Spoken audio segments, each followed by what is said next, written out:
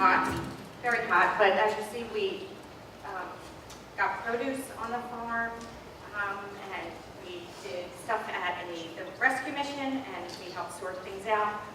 But really, most importantly, God did just an amazing work in us and through us, and He saved souls, He built relationships, He restored relationships. We had moments of intimate prayer with the folks on the farm.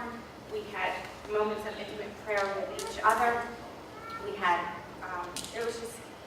we were just blessed beyond measure, and it was awesome. And we had really hot sleeping nights because the cabin was a little bit hot, but I think we all really did well with that. So with that, no further ado, I'm going to let Jen and Heather both kind of share some of their experience with you about the trip.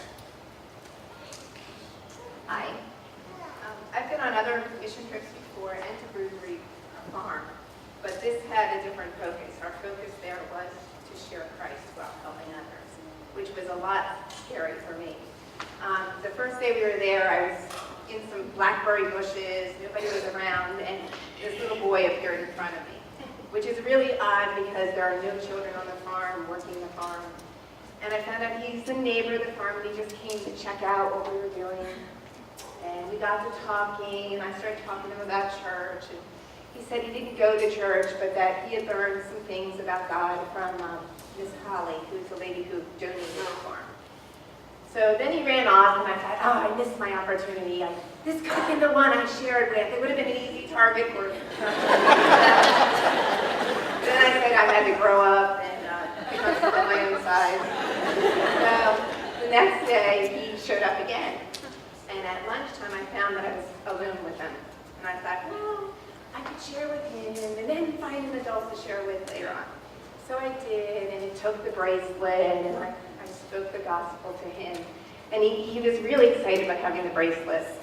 And then later on, he volunteered to go up and pray with Mara, running joke. He then asked her for 2 more bracelets to give to his mother and his cousin. And Mara jokingly said, well, I have to test you on the meaning of the beads on the bracelet first. And I thought, oh, I hope he passes. That was my first time doing that. He passed, he got 2 more bracelets, and he took 3 Bibles home. And the next day,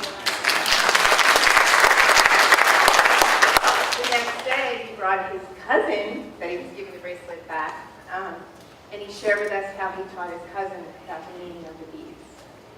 So it was just really, I saw God work, and so fast, like that seed just started to grow already.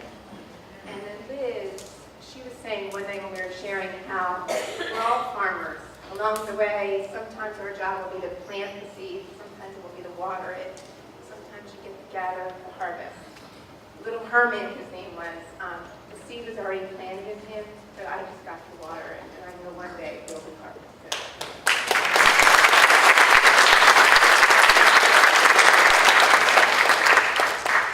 So I'm going to start by saying I don't want to be a farmer.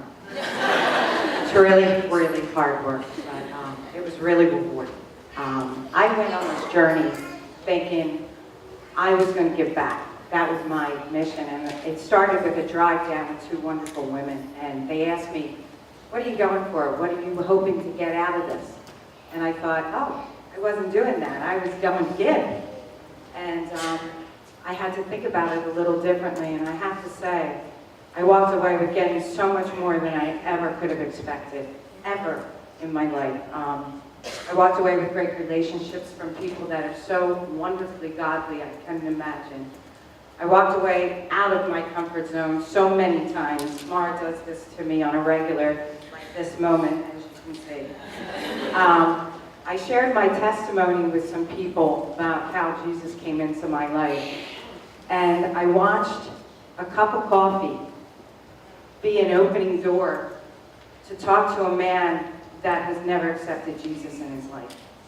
And I used the beads also to share each step of the way with Jesus Christ and our path and walking with God. And he listened. And he stood there and he listened and kept saying, what's the white one? What's the green one? And I said, well, I'm going to give it to you. This is yours. And I couldn't get it off my arm, and so Liz came along again for me and Jen to help me get it off, and he took it away, and then the next day I got to give him a Bible. And as you can see in our film, you can see his face. He wasn't even willing to show his face, but he was willing to take that Bible from me. So this was a moment, and I walked away with such an appreciation for my own life, and it was just more than I could have ever expected. So thank you.